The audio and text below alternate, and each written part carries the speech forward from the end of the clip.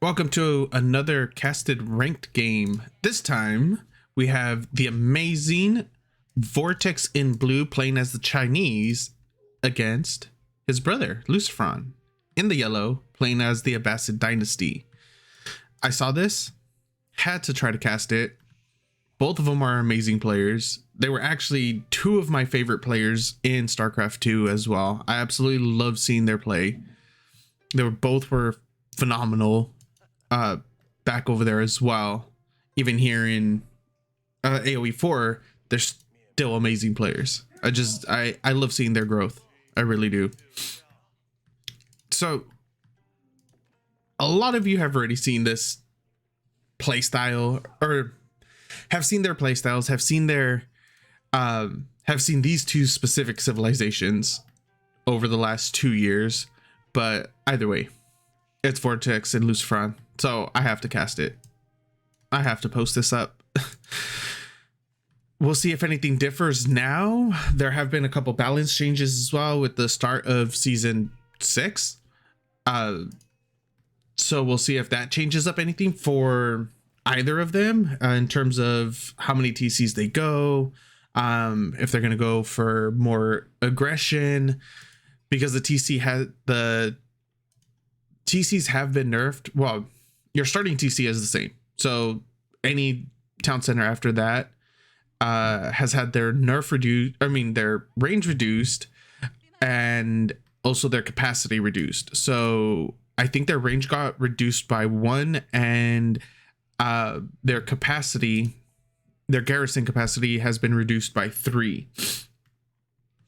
So there are a lot of people out there, or not a lot. There's a few people out there that think that it doesn't make that big of a difference, but it really, really does.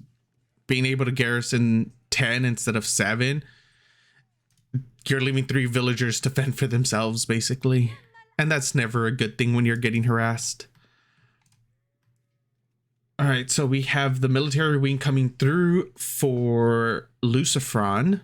He's going to be putting on a little bit of aggression instead of going with the eco wing to get those cheaper town centers. We already have, we should be getting the gold right now for an age up. Yeah, on VorTX's side. Very standard opener for both of these players right now. Berries, trees. We're just going to see what kind of aggression we actually get out of VortiX, or if it, out of Lucifron, if it's going to be light harass or if it's going to be a heavy feudal aggression. Imperial Academy coming down for VortiX. 1 villager's on that.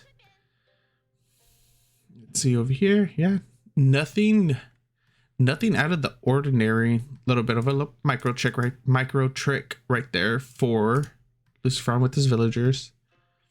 Very expected. He is going for the stone, which leads me to believe he is going to be going for light aggression into a 2 TC, potentially 3 TC play. I highly doubt he's going to go for a 3 TC though.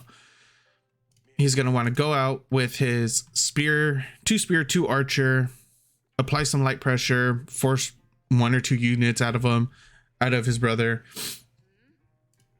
and go from there. Drop his 2nd TC in the back. Oh, excuse me. Only 4 villagers on stone right now. And then he has 7. Yeah. 7 on wood. Moving over. Oh, I think he was about to be blocked. Yeah. So he postponed finishing his lumber mill so he could try to get the house out as soon as possible. Barbican on the gold. Very standard. Mainly because there's nothing else. The Barbican covers the stone as well. Singular sheep that should have went to VortiX going to Lucifron instead. Sorry guys.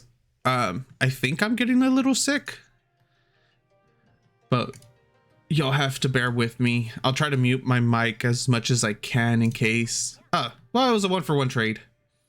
A sheep that should have went to VortiX, or that should have went to Lucifron, went to VortiX instead. Doesn't seem like he's going to be able to get much done with his 4 units over here. Probably get a little poke in on this villager. He's not going to get a kill though. He'll force him off. and that's it. This is better positioning though for potential harass. If he wanted to swing around this way, the town center wouldn't be able to reach. His archers could just be parked right here and getting free damage in. Instead, Lucifron decides to back off. What's going on over here at his base? Second TC coming up over here on the deers. That's a nice little position. He gets deer, the wood. Doesn't need to build another mill right there. Going in for the horse. Gonna go in for some horse archers or horse archers. Why did I say that? For some horsemen. Wheelbarrow coming through for VortiX. Still no upgrades at all for Lucifron, but he was going for a little bit more of a harass. Not only that, but also going for that second town center. 10 on wood still. Yeah, it looks like he's going to be going for some decent harass, some decent aggression in feudal. And then we have one archery range coming up right now for his brother VortiX. He has a lot on wood though. 12 on wood, 10 on wood, I think it was. 11 on wood. Yeah, and he's just rallying over. He's not going to be going for the second or third TC. He moved over all his villagers that were building the second TC over to gold. So it looks like he's just dropping down production. VortiX is just dropping down some military production in order to go into a castle age.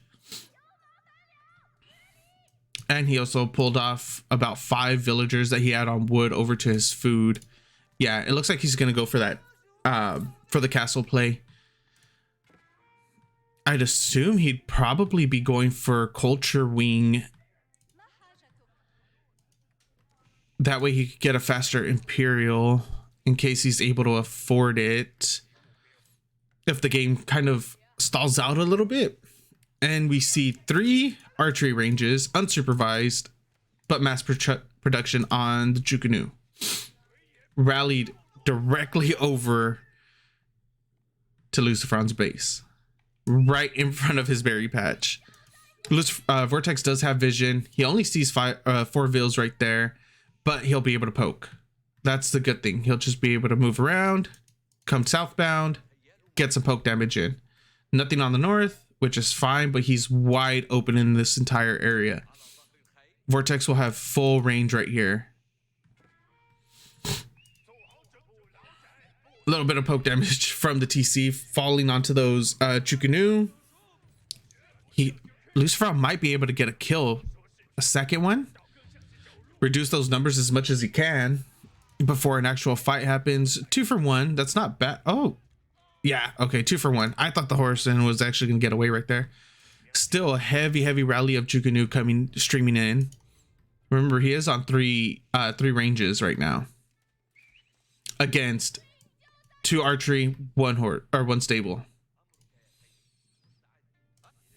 No upgrades.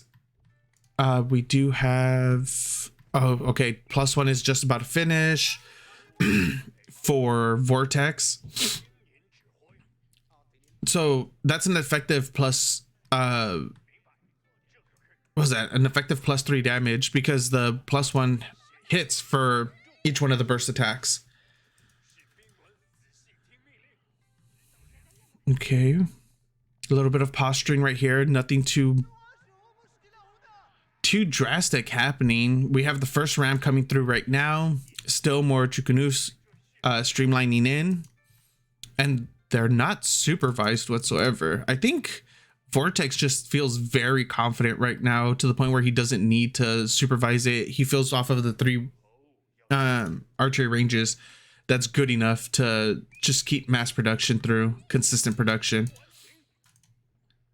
4 horsemen out right now. 6, 8, so 9 archers. He's gonna need to get the horseman numbers up if he wants to be able to hold this. Okay, so it's gonna be a push off of 2 rams, or with 2 rams. And how many Chukunu? He's up to 28, but there's about 8 of them that aren't with the rest of the army right now. There's about 12 streaming in right now. Okay. And the ants keep marching 2 by 2. And then 1 by 1. All the way back to the archery ranges. Oops, sorry about that. We're about to see what he does. He's just going to try. VortiX is just going to try to poke down whatever he can at the moment with those rams. He knows that he has the numbers advantage.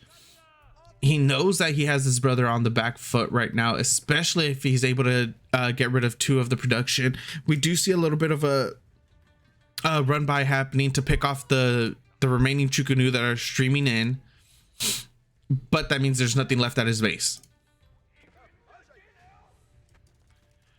He's gonna be able to pick off quite a few of the Chukunu with his little run by, which is amazing, because like I said, there's not gonna be that many left to fight in the main army. He still has 24 over here. And he's already killed off about 8 Chukunu? 9? So reducing the numbers by that much is insane. But he still has this massive force to deal with. 24 Chukunu right there. 1 goes down, 2 go down. All the horsemen are gone. This is a massive numbers game right now. With no more stables up, he has no more front line. He is delaying the push as much as he possibly can over there. 1 more horseman comes in. He's whittling these numbers down by a lot. He's already killed, what, 15 Chukunu there? But there's a lot more coming in. There's probably another 15 coming in at the moment. Little by little, he's killing this. But he is also losing quite a bit of his own. And he's going to be dropping a mill right in front of VortiX. So VortiX will know exactly where to hit. I didn't see when VortiX lost his other ram. He's down to 1 and it's getting attacked by the bitey infantry. Go, little wolf. Go, little wolf. Epic battle. How much damage is he doing to it? No, wolf, go back. Oh. Well, I didn't know that this was a 2v1. Lucifron and the wolf versus VortiX. But it looks like the wolf surrendered. Sad day. We are up. Lucifron is up to 4 stables now. He was able to do a nice hold right there. And he delayed the reinforcements. Killed a bunch of the reinforcements as well, which bought him enough time to kill off the main force. And that was 25, 27. He needs to pull these back. Don't get any free, let him get any free damage in. VortiX is up to 33 Chukunu right now. But it seems like VortiX has already hit that nice mass of horseman archer to be able to fight off this Chukunu. Even if he were to lose all his horsemen right now, it would still be a huge win for a Abbasid player, especially since he's off of 2 TC, whereas VortiX is only off of 1. So he still has the massive economic lead. He's going to be able to drop more production if necessary, and GG gets called. Win goes to our Abbasid player, Lucifron. Thank you for watching, and I hope you tune into the next ones.